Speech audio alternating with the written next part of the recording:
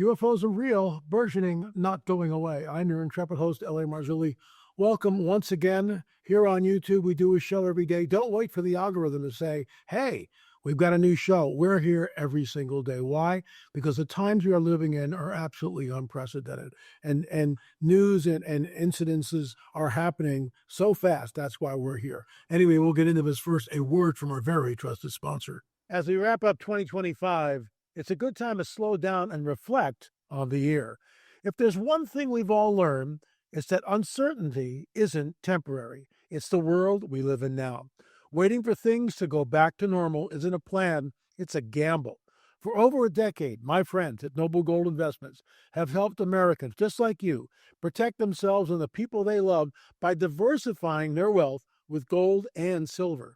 Look, nobody knows what 2026 will bring. One thing is for sure. In an uncertain world, real wealth isn't digital. It's physical, it's lasting, and it's yours. When you're sitting around the table this holiday season, surrounded by family, remember, the best gift you can give isn't under the tree. It's peace of mind. And that's what Noble Gold delivers, peace of mind. 1 ounce at a time. Before the year ends, take one smart step toward a safer future. Visit noblegoldinvestments.com. Get your free wealth protection kit today. noblegoldinvestments.com. Don't leave the future to chance. Peggy and I have invested some of our money in Noble Gold, and I got to tell you, folks, we're really glad we did. However, as with any investment, there's always a risk. Please weigh the risks and carefully consider investing in Noble Gold. Once again, that's noblegoldinvestments.com, noblegoldinvestments.com. We invested, and I'm really glad we did. Mondo is one of our speakers on our conference, virtual conference, the Great UFO Deception, Unmasking the Strong Delusion. And this will be January 16th and 17th. But here I am being interviewed by Mondo via the technology that we employ here, which is just incredible when you think about it. Here's the film. I'll be back at the end of it to weigh in. Hey everyone, welcome to the program today. Mondo Gonzales here in studio, and we have our good friend L.A. Marzulli all the way from the undisclosed location in the Santa Monica Mountains with us. Welcome, L.A. Always great to see you, Mondo. Great to be here. Well, there's been a lot going on over the last couple weeks, and I thought it would be appropriate to chat with you because most people now, or maybe some, that's one of the reasons why we're doing this, is there's a new documentary out called The Age of Disclosure. It can be found on Prime Video. And very well done, for sure. Only a couple hours. And I know you've had an opportunity to see it. I've actually watched it twice so far. And the thing is, I think this is going to be very interesting. It'll be interesting. Maybe your initial thoughts on, do you think this will be impactful, or do you think it'll just be ignored? I think it's gonna hopefully it'll go far and wide. Hopefully pastors will sit down and watch it. They need to. And I've been telling everybody on my daily program, you need to watch Age of Disclosure. Spend the $20, watch it. Invite your family, your kids, your grandkids, whatever. Invite as many people. People need to see this. Challenge your pastor to see it. Because this film, first of all, hats off to Dan Farah, and I'd love to interview him, and I'm sure you would too. But this film is unprecedented because Farah sits down with congressmen, congresswomen, people that are involved with government, military, CIA, the whole gamut. And that begs the question, how does this guy get access to all this? And how are these guys coming on the record and spilling the beans? That's the other thing. So, it's complex here. The late Chuck Missler would call it, and I agree with him, a managed agenda. And I would agree. I think that's exactly what we're looking at. It is a managed agenda. There's no doubt in my mind that that's what we're looking at. This is deliberate. It's ongoing. What's happening in Congress is deliberate. It's ongoing. It's a managed agenda. The needle really doesn't move too much. As one who's followed this paradigm, the whole ufology for decades, there's nothing new here for me, because I've been doing this for decades. Nothing new. But what is new is the fact that all these people are on board and telling. And in the beginning of the film, we're not alone. Cut to another person. We're not alone. Cut to another person. We're not alone in the universe. And they do this like what? 8, 10, 15 people, whatever, all parroting the same line. We're not alone in the universe. And finally, Admiral Gallaudet says something which I find incredible. It's Chris Mellon who says it. This is this is going to change humanity's arc forever. This is the most important thing that's ever happened. And in some ways, he's right. I get that. But, where I stand on all this. And as a biblical literalist, someone who's looking at prophecy, this is the coming great deception. This is a strong delusion. I think that's why it's important for us. And one of the reasons that, again, we talk about it, we've done, you and I, Gary, we've done programs on all DVD sets, all this. And, certainly as a pastor for many years, I think about these conversations that I'd have with people, again, typical Christian, in a lay person, and said, hey, do you think there's life outside of the universe? It brings up, what about the UFOs? Where are they from? Different things. It brings up a whole bunch of questions, which as Christians, we want to do our best to have answers for as much as we can.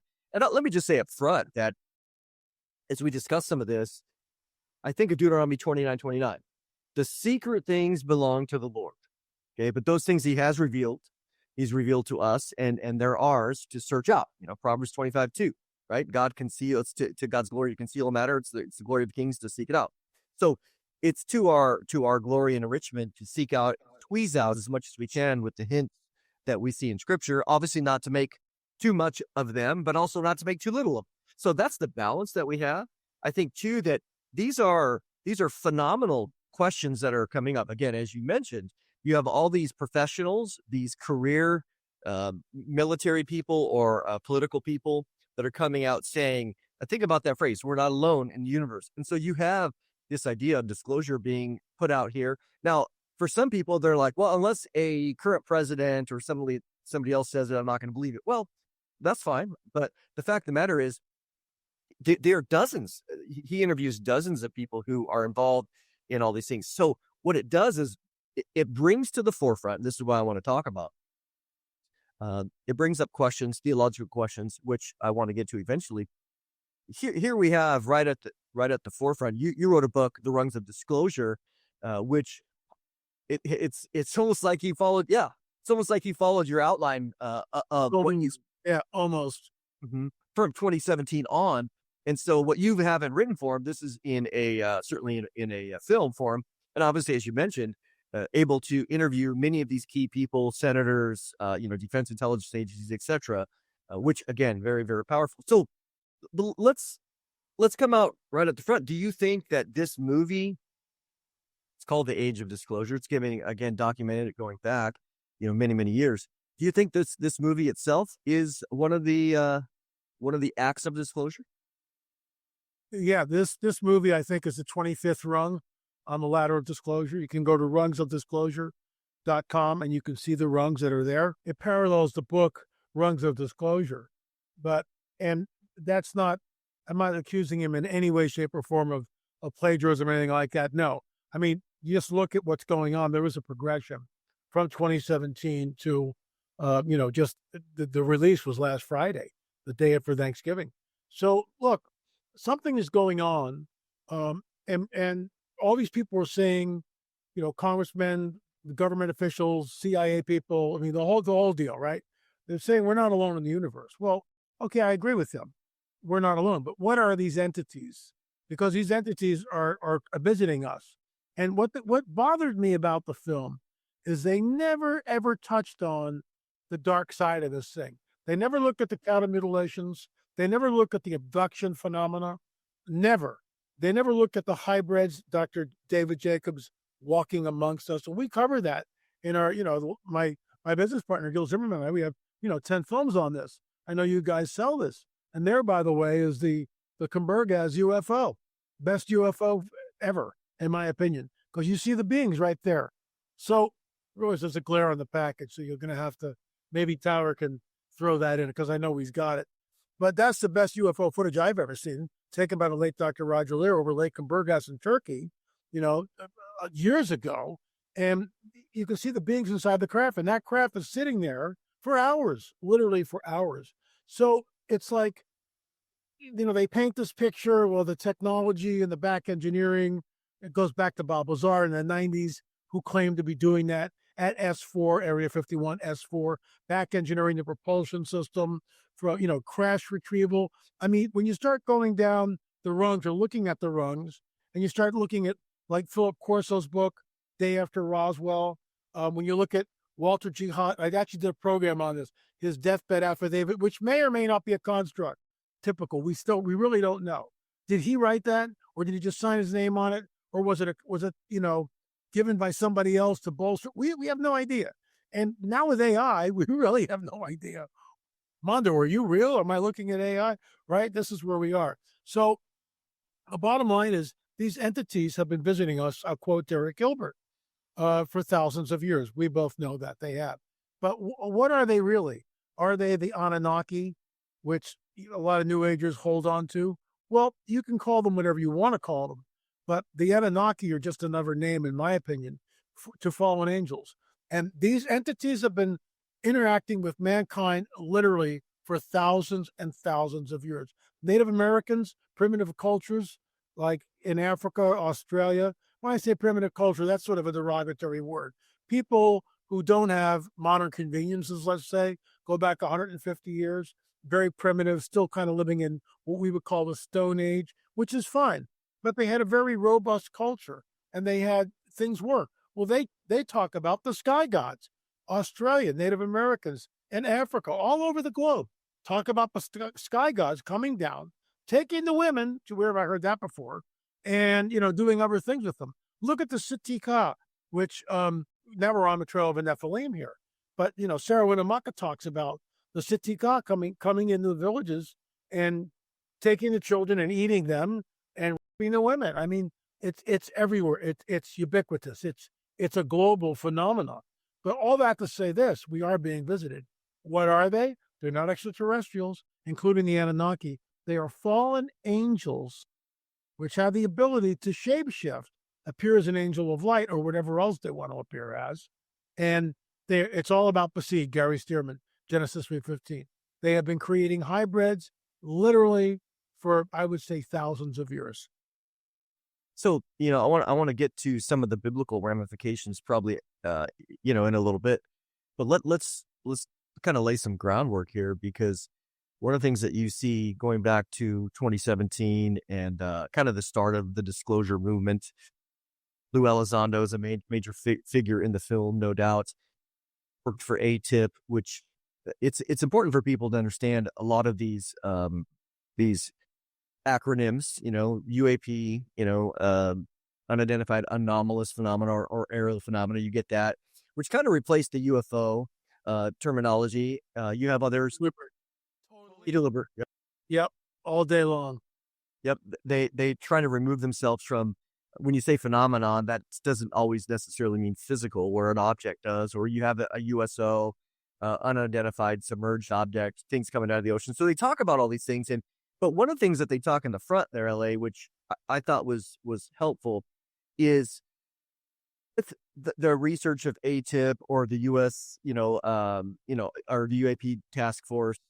So you have these different groups which are at least allegedly, on the forefront of investigating these projects and trying to understand what has been happening since the 1940s. So early on, they begin to bring up this phraseology called the legacy program.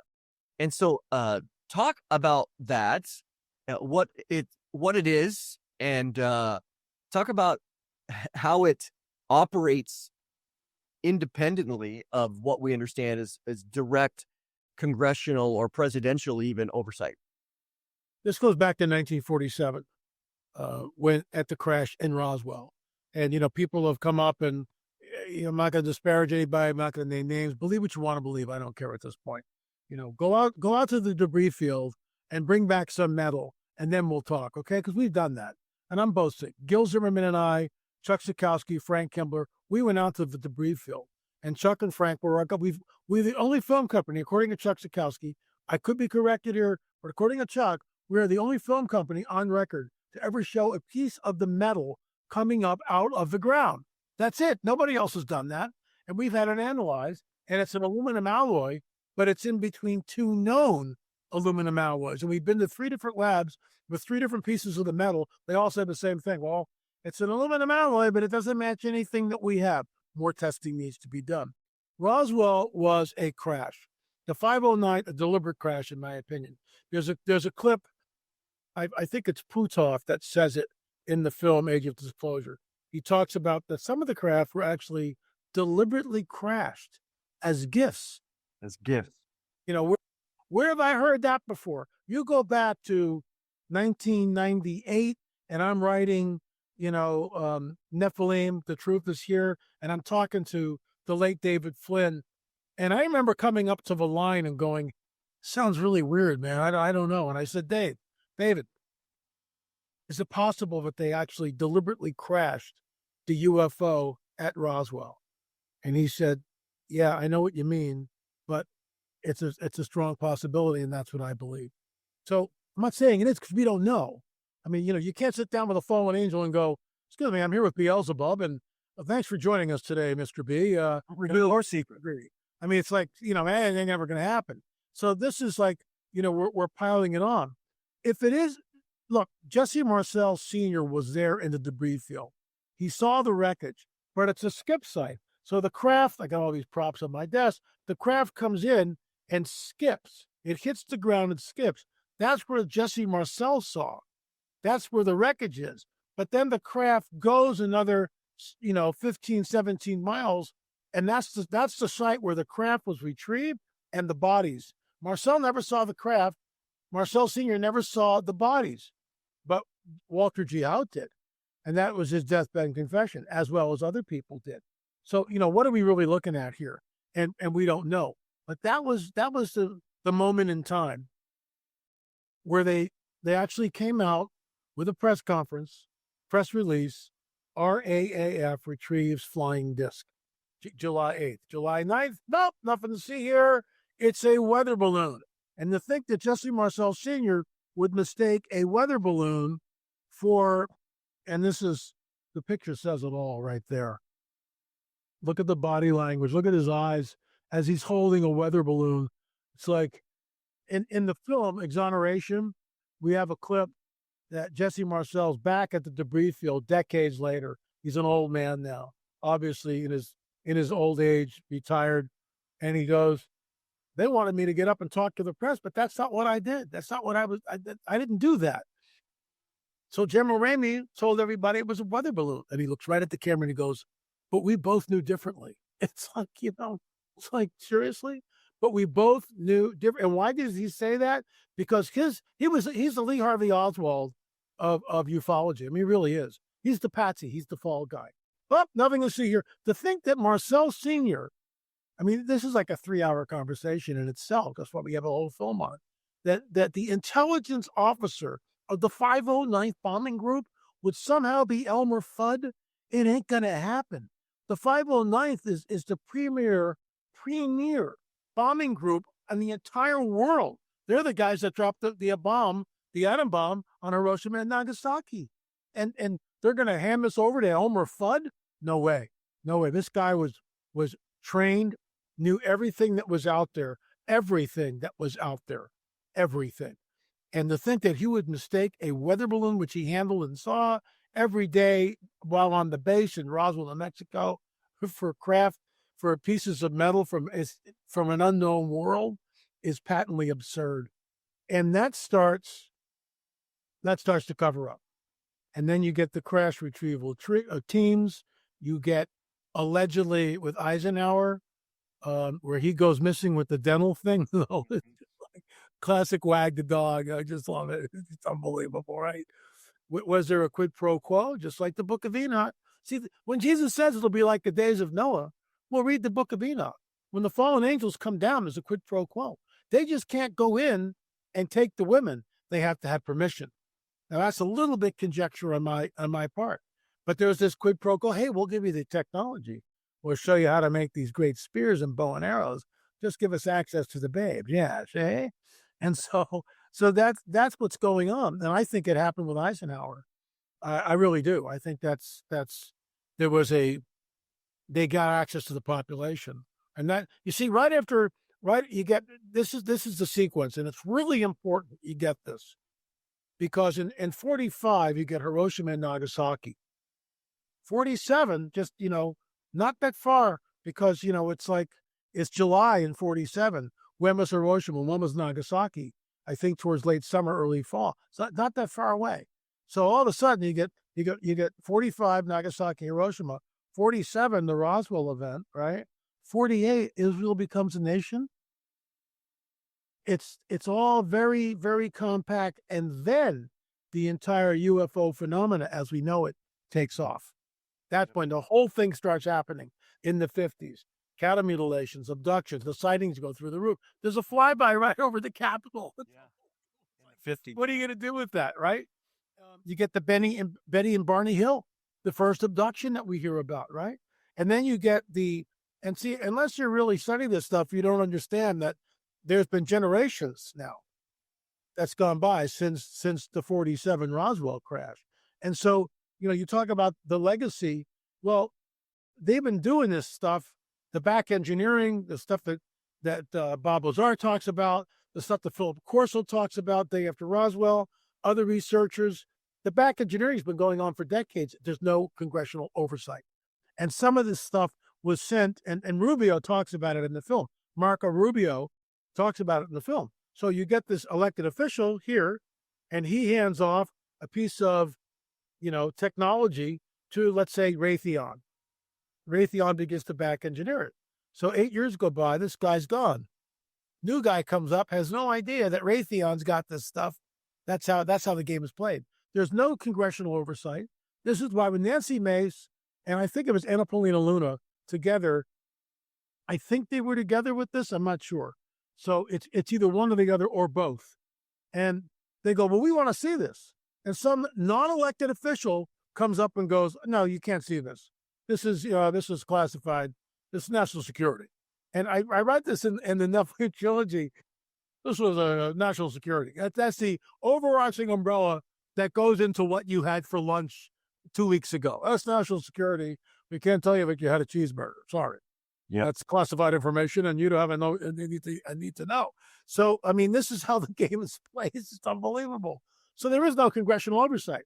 Now, before I've done this rant, I'll say it again here. I have been saying this over and over and over again.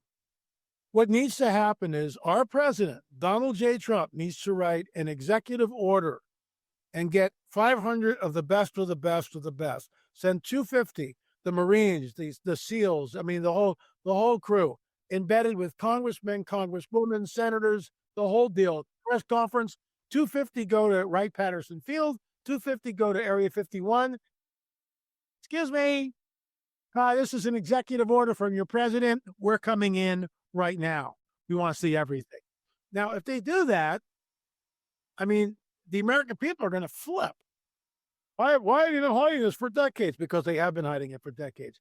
Jackie Gleason, I believe, one of the few presidents, this is conjecture, one of the few presidents ever to go into Area 51 was probably Richard Nixon. And he took Jackie Gleason with him. And of course, the Inquirer, holds Fred on it, right? But Gleason ain't lying. And I think he saw the bodies from Roswell, because I think that's where they are, either there or Wright Pat. We don't know, or maybe both. Who knows, right? But they're there.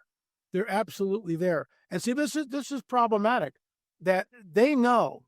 You talk about the legacy, this secret government cabal, whatever you want to call it, but they're not elected officials. So there is a shadow government. And, back in the 90s and even into the 2000s, you got too close, you were taken out. You got too close, you were threatened, you were taken out. And I've been threatened because of our work on the Kandahar Giant. I was threatened by a guy from Deep State. He's not, he had his badge, the whole deal. He showed me this stuff. But why am I being threatened for exposing something? Why are you so threatened that, the shooter came to us and then we filmed it and talked about the Kandahar Giant? Why are you so afraid? Why can't the American people know about this? Oh, because it hails back to the biblical prophetic narrative? Is that what you're so afraid of? Because this is just the tip of the iceberg. And when we start panning back, we realize that been hiding all this stuff for decades. Coach Elie Marzulli here. I have a very special announcement. January 16th and 17th, the Great UFO Deception Summit, Unmasking the Strong Delusion. Why are we doing this? Because it's happening. I mean, I've been banging this drum for 30 years, and it is absolutely happening. With the new film, Age of Disclosure, which we've already commented on, but they just keep rolling it out in ways that I've never seen before. The book, Runs of Disclosure, only goes up to rung number 17. We're up to rung number 25. For $19.99, you have total access to it. We'll also be showing 3 films. So let me just give you an idea who's going to be there. Gary Stearman, Mondo Gonzales, Karen Wilkinson, Alan DiDio, Tim Alberino, Derek Gilbert, Vicki Joy Emerson, Josh Peck, Larry Ragland, and of course yours truly, Elie Marzulli. We're also going to be showing at least 2 films, possibly a third one if we have the time. One will be in the debris field, where we're actually in the debris field in Roswell. The other, What is the Truth? Think about it, folks. Recently, there was more activity in the halls of Congress concerning the UFO UAP phenomena. U.S. Representative Eric Burlison revealed a video of a missile striking an unidentified aerial craft phenomena, a UAP.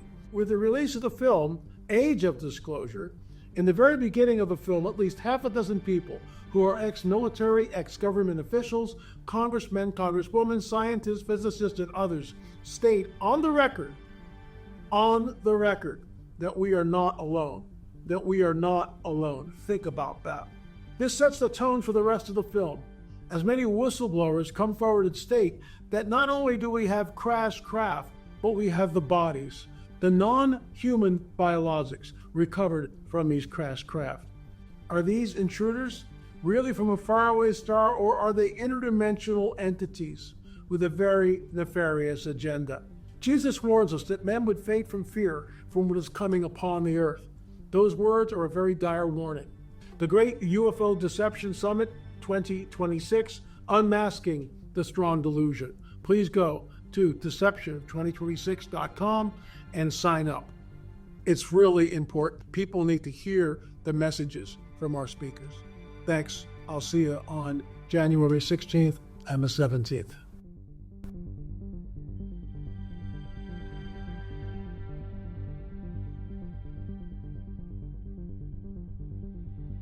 To me, I find it fascinating where, in the film, they kind of, the way they shared it at least was, I encourage people to watch the film in the sense that this was one of the major exposures beginning really 2017 of the legacy program. And what I found helpful was, again, you see all this, over the years. Again, I've been looking at this for a long time as well, but to see it come together in a very nice, organized way, where you have really going back again to the late 40s and 50s when the CIA was established. And not only that, but to have the CIA at the top, you got the Department of Energy over here, you got basically the U.S. Air Force, and then you have basically the intelligence department underneath, all of them under the CIA. And then below that, you have the defense contractors who now are private. It was interesting too, because one of the things that you see, again, the FOIA, F-O-I-A, the Freedom of Information Act, bill, that they're like, well, hey, we're having to expose some of these things. And so now let's put all that information under maybe a Department of Energy classification, which is a little bit different. Let's put it under there, put it under the defense contractors. Now nobody gets to see anything. I found it was interesting too, that you and I discussed this a couple of years ago, where in 2017, December of 2017, where the Sun Online put in a FOIA request, and they were able to get all of the information, or at least thousands of pages of information from the ATIP program, which operated, which Lou Elizondo was in from 2007 to 2012. So to see all that come out, and we discussed this when that report came out, where you have that which is public, and then you have this shadow agencies, these deep state agencies who are working behind the scenes. Again, that's the legacy project that they're exposing now, that these whistleblowers are coming out to say, look, there's groups that have no oversight. But one of the and when you say legacy, what is a legacy? It starts here and then it's handed down, then handed down, and handed down, and handed down again. So it's a legacy of confidential, top secret information that is not controlled by our government. It's No, and see, that's the important thing, is that this stuff is coming out where they, these whistleblowers and others, information, especially again from 2017 on with Fravor and others, on Tucker and different things. We're starting to see that, and that kind of began. Of course, you documented in your book, but in that report, in that ATIP report that came public, one of the things that I found fascinating was, and it makes kind of a connection, is you have these people, ATIP, who are researching things. And again, how they can only reveal so much, because obviously they got the non-classified stuff. There was more stuff that certainly not. But in the stuff that was unclassified and given out, you have radiation burns, you have other kind of injuries, you have abductions, you have unaccounted for pregnancies, all the things that, again, are not, none of this is new to ufologists who have been watching this, or even Christians who happen to be ufologists like yourself, who are studying this for a long time. None of this is new, but to have it put out there, we've moved beyond now the tinfoil hat, the stigma. They spend a lot of time in the film talking about the stigma. And this is where I think, unfortunately, LA, the church, the church is called to preach the gospel. Amen. Let's do it. That's the most important thing, of course, of all. But oftentimes the church, and this is well known when you look at missiology or other forms of study, the church is often behind the times in addressing issues. And this is why I think it's important for us, not that we're calling people not to preach the gospel. Yes, Jesus is Lord. He died for our sins. Under his death and resurrection, we can be saved. That's paramount. That's the That's why we're here. Yeah. But now the news is talking about these things, and the Christian's sitting there, and they're sitting there with the unbeliever. And the unbeliever says, "Hey, what do you think about that?" And they're going to go, "I don't know. It's just all demons." Okay, so let's talk about that. The church is ill-equipped, which is what we're trying to do here, is to say, listen, this is important information. It's becoming mainstream. It is mainstream. The church has to be ready. So what's wrong, LA, with just throwing a demon label on everything? That's just demonic. Like they mentioned this. Let me just give me about 30 seconds here.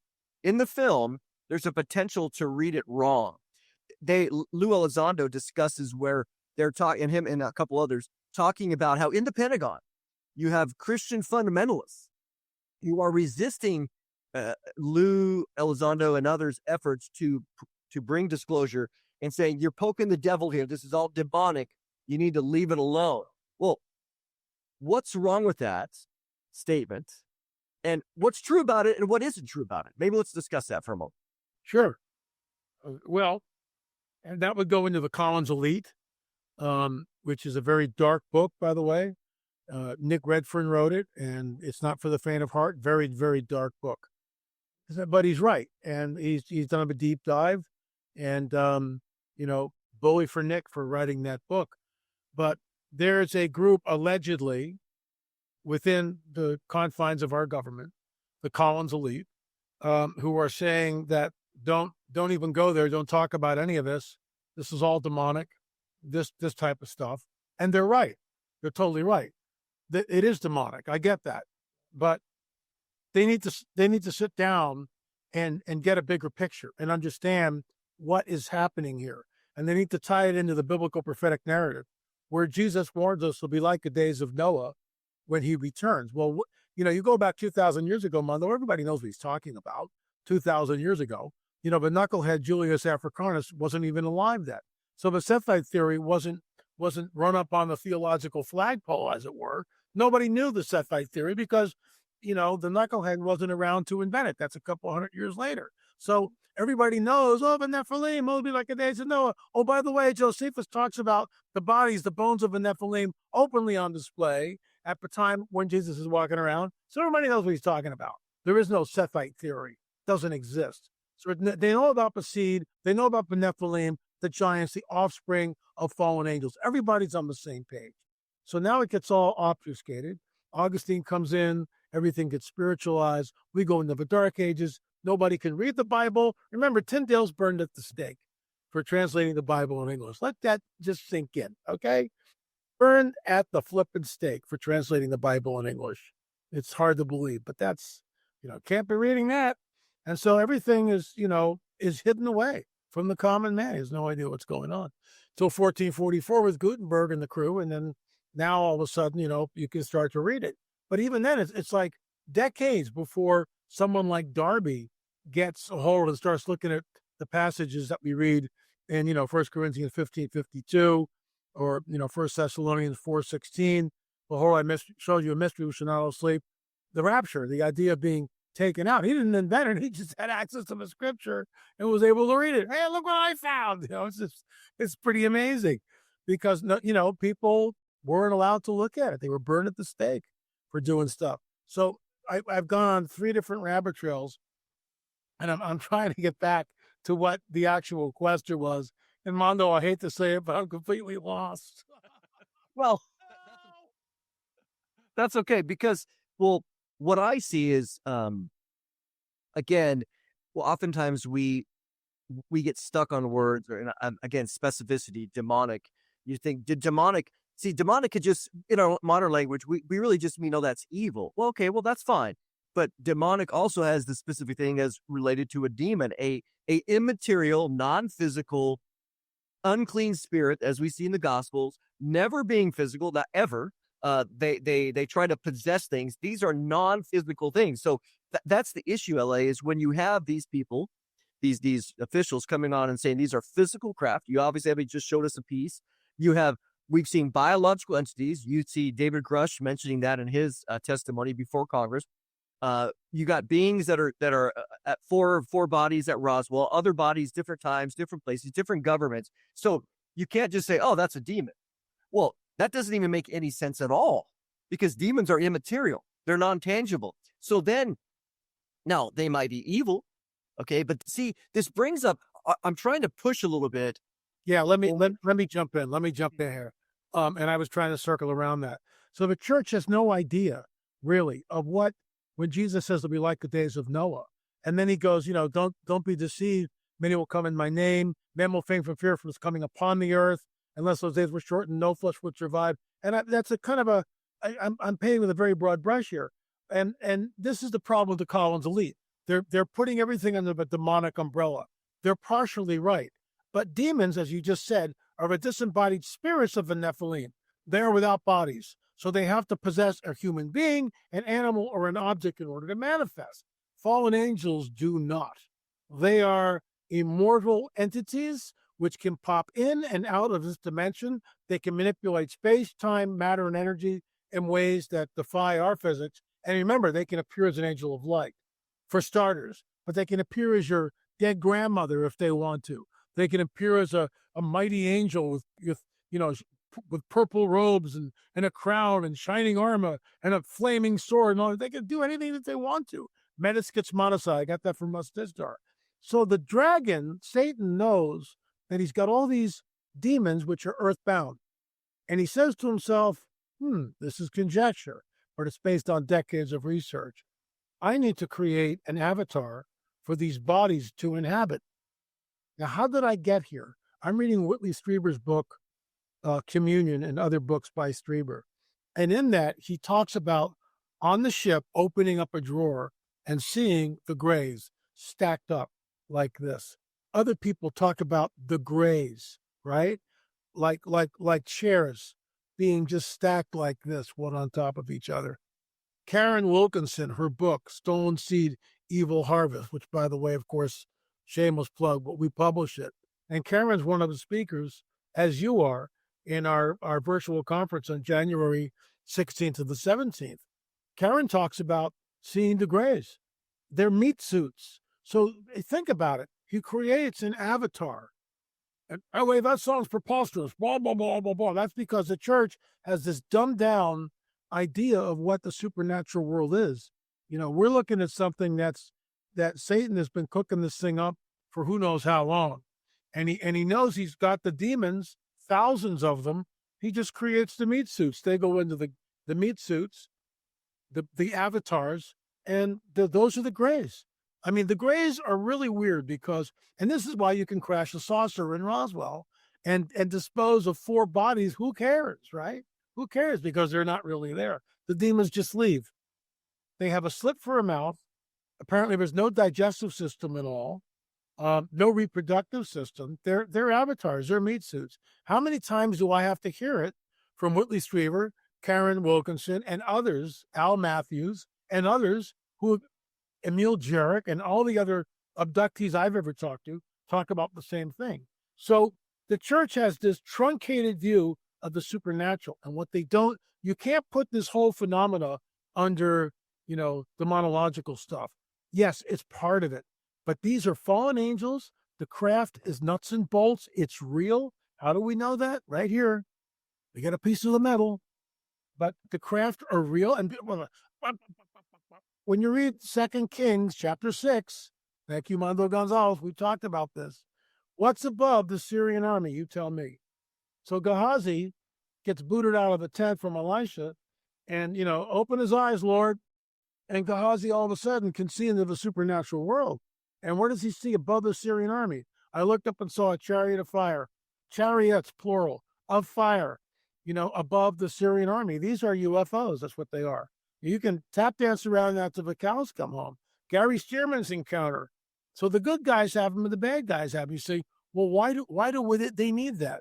Look, we have this much of a picture, which is really broad. Let's just, before I go off this topic, that's why you can't put, it's all demonic. It's much more than that.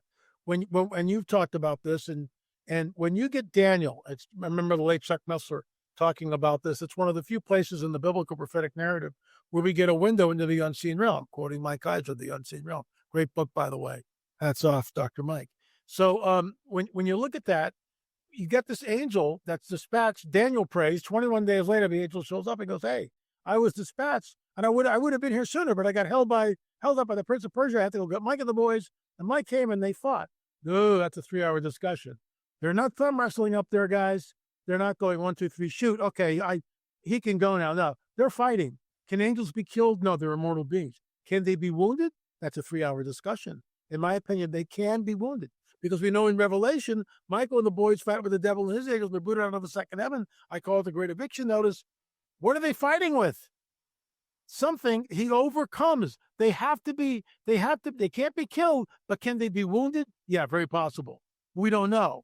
We know that the Nephilim, in order to kill them, this is conjecture, why do you think David cuts off Goliath's head? Because they know the only way to kill these things is to decapitate them. If you just wound them, they'll regenerate.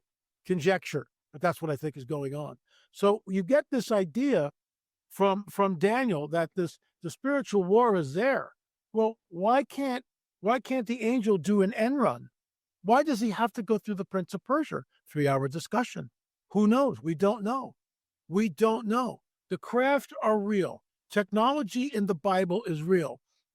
Probably my next book with charisma will be supernatural technology of the Bible. And one of those chapters is the 2 Kings chapter 6. There's something there. There's a chariot of fire above the Syrian army, and that's technology. It's technology that's unbeknownst to us, or is it? Or do the good guys have them? I'll tell you one more story. Pastor Matt Freeman told me this on the record.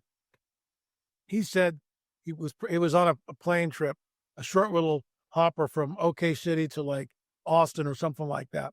So it's like a 1 hour trip. And he says, Lord, can I see one of the good guys? Can I see what the craft looks like, what the angels have? Can I? So he takes off and he's on a window seat and he doesn't see anything. And the plane's about to land. Plane's coming in for a landing like this. He's going, Lord, and the Lord just said, be patient, Matt, be patient. His words. So he's like this and at the window looking out. Coming at him is a UFO, just like this. And it flies right underneath the wing. Gary Stearman, flying along like this. And that plane would have crashed and Gary would be dead. Gary said on the record, it's the most beautiful thing he's ever seen. The most beautiful thing he's ever seen. So, we have this. This is why it really needs to come out. And I mean, we're sitting on all this information, and these congressmen and congresswomen, for the most part, if you talk to someone like Lou Elizondo, you're going to get his paradigm. But if talk to someone like me, who's been in this for like decades, you're going to get what I believe is the truth behind the whole thing. Not only is it demonic, this is fallen angel technology, it's Nephilim architecture. It hails itself to the coming great deception. It's the springboard into the strong delusion. It's all prophesied. Why would Jesus say men faint for fear was coming upon the earth? Why would he say that? And then tag team that into the days of Noah. I mean, you start putting it all together, and here we are. And now age of disclosure, and Congress is telling us, yep, these are extraterrestrials. We're not alone in the universe. Well, it's interesting because that phrase right there, either a Christian's going to roll their eyes, or they're going to end up being, and I mean this in a very nice way, but they're not going to be useful for the kingdom in order to provide as much as we can, a biblical response. And I think the key thing, and this is what I'm going to spend my time discussing for your conference, is the physicality issue, the physicality of angels, the non-physicality of demons or unclean spirits. What's the difference? What can we glean out of the Bible? As you mentioned, 2 Kings 6. There's several other passages as well. And I think that's the hard part is these craft that have metal. Well, where was that metal mined? I'm not saying I know the answer to that. These bodies, what exactly are they? Are they beings from Zeta Reticuli? No, I'm not saying that either. But it brings up the question of are they evil? Are they bad? And it's interesting to me that is there any evidence of in the Bible of God creating non-human beings who became evil?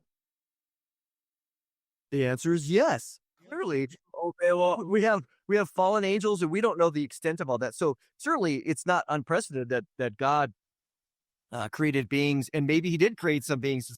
The Bible's silent on whether there are beings living in the inside of Jupiter or the next star system over. It doesn't say.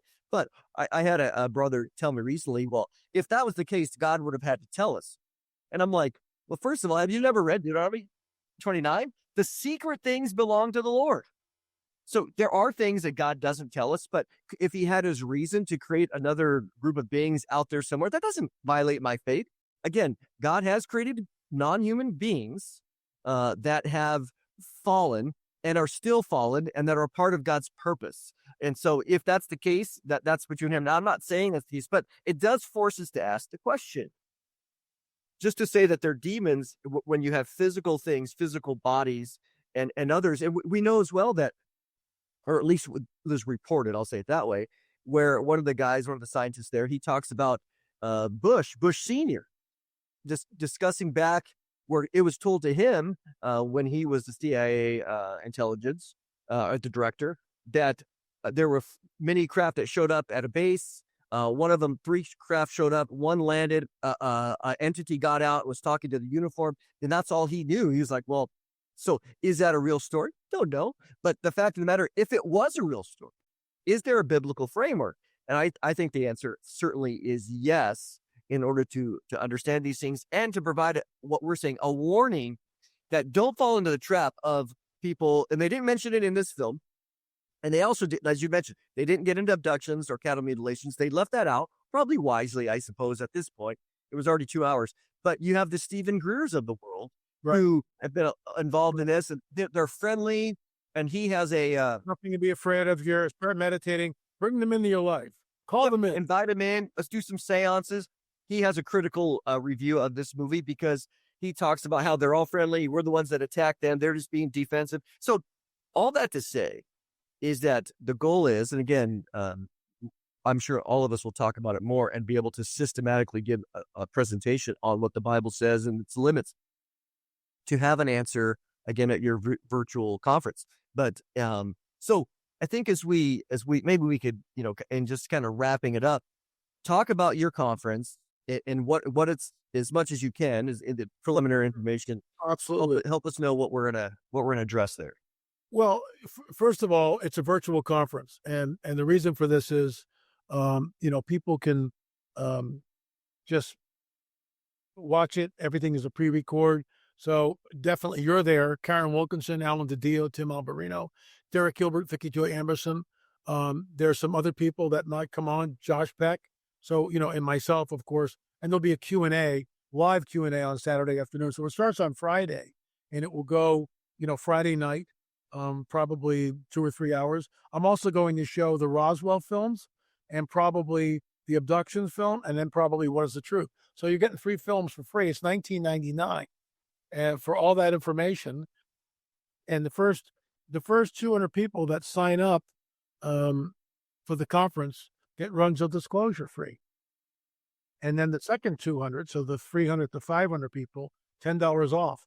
So, what I would like to see is, a couple thousand people sign up for this thing.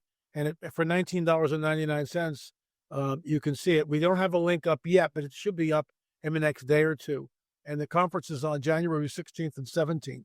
So this is, we were going to do it earlier, and actually talking to you, iron sharpens iron. And, we pushed it back to January to give people time to breathe and, get Christmas behind us. But hopefully there won't be an announcement before that, so we can talk about that. But Well, yeah, exactly. for 17th. Yeah. So, and I'm sure by the time this gets up, we'll have a link in the description, or we'll have it, on there as well. But I think the key is that the church, again, oftentimes in general, the church is behind the scenes. And so, you have this film coming out. Now, let me just say it up front. I'm not saying I believe every last thing in the film. Okay. That would be foolish. That would be a lack of discernment. But if even 1% of it is true, and again, I think that there is certainly in the research more than 1% of it is true, because you have so much, for sure. And again, we've done a DVD on cattle mutilations, and the FBI has investigated it. I mean, this is you can find it on our store, where we talked about UFOs, we talked about cattle mutilations, we talked about Genesis, we talked about the supernatural nature of the Bible. I think that was the DVD set that we did. But the fact of the matter is, we need to be on the cutting edge up front, being able to help people, because what we do know is that after the rapture takes place, when the Antichrist arrives on the scene, 2 Thessalonians 2 says this is a time of great delusion. Yep. It's a time of supernaturalism, whatever that means. That goes back to Genesis 6 for sure. Revelation 13 says the same thing. It's supernaturalism all over the place. So the first thing Jesus said in Matthew 24, on that day, let no one deceive you. There's going to be false messiahs. There's going to be false Christs. There's going to be false teachers. As you mentioned, Luke 21, cosmic things that are happening, men's heart failing them for fear. This is a time of great delusion. And our goal is, even if a person doesn't get saved, which that's the hope, but for those that hear the message, don't get saved, afterwards are going to go, hey, those 2 yahoos who I rejected, thought they were crazy, they planted some seeds. And we're trying to say this is a time of great delusion. Hold your Bible close. There's no doubt that this is it. There's a phrase I coined in the very first book I ever wrote, Nephilim, a Truth is Here, the coming Great Deception. People have borrowed that phrase and, of course, never point back to where the origin is. But this is it. This is the coming Great Deception. This will change everything. In fact, I think it's Chris Mellon who talks about this. This is going... Once disclosure, once a president or someone stands up and goes, we're not alone, this changes everything. And it changes it in a twinkling of an eye. I mean, just like that. The entire globe is going to go, oh my gosh, now what? And, the Vatican a couple of weeks ago, which by the way was another rung on the ladder of disclosure, talked about, the whole alien deal again. That if they're there, we're going to welcome them in. Who are we to, this whole thing. Baptize them. I mean, and this goes back into our Watcher series when we sat down with Tom Horn and Chris Putman, not with Tom, but with Chris. Chris came on Exo Vaticana. Both of them are gone now. Both of them have, gone to the Lord. They're dead, but their bodies are anyway. They're alive and with the Lord. But, Chris Putman, right on the record, Exo Vaticana, basically stating that, the Vatican is going to baptize these entities if they come in. Look, folks, it's happening, and the church needs to wake up. Again, Paul writes that Satan comes with all signs and lying wonders. Jesus says, do not be deceived. Many will come in my name. I mean, I interviewed a guy from the Raelians yesterday, or actually, a couple of days ago. And, these guys believe unequivocally that the Raelians, that there is no God. I mean, he stated it on the record. There is no God. There's only the Elohim. Well, we had a discussion about the Elohim, and that was interesting. But this is This is coming down. It's no longer speculation. It really isn't. And that's why the Age of Disclosure film is so important. And that's why our virtual conference on January 16th and the 17th, we're going to spill the beans. A lot of great speakers. It's virtual, $19.99, total access. So there you go. Yeah. I'll just say this, that in the film, in the Age of Disclosure film, they briefly discuss the Vatican, and that the Vatican is well aware of UAPs and non-human intelligence. And we've seen over the years, as you mentioned, that the Pope and others, they have a powerful, really platform to shape narratives amongst the people who consider themselves Catholic.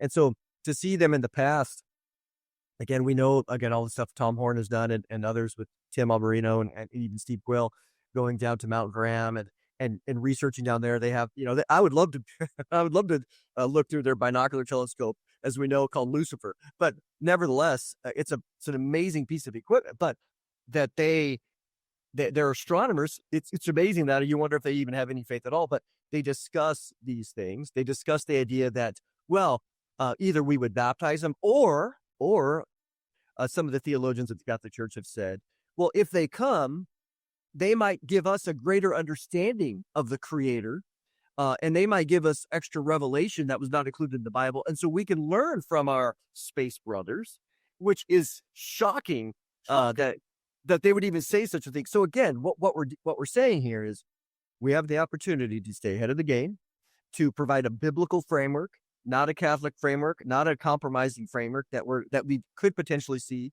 We've seen it in the past from the Vatican. Will the new Pope do it? Don't know. But if he does, we want to be ready in advance to thwart any of that false, erroneous thinking in order to stay extremely biblical. And I joke, but in the sense of if a craft landed, I'd go up there and I'd knock on the door, and I'd be like, okay, one question. Do you believe that Jesus is the Messiah, the Son of the living God, and salvation is found only in him alone? Yes or no? Yes or no. That's it. I don't need Then you that, know. man. Just, did Jesus come in the flesh? Thank you very much. Yep.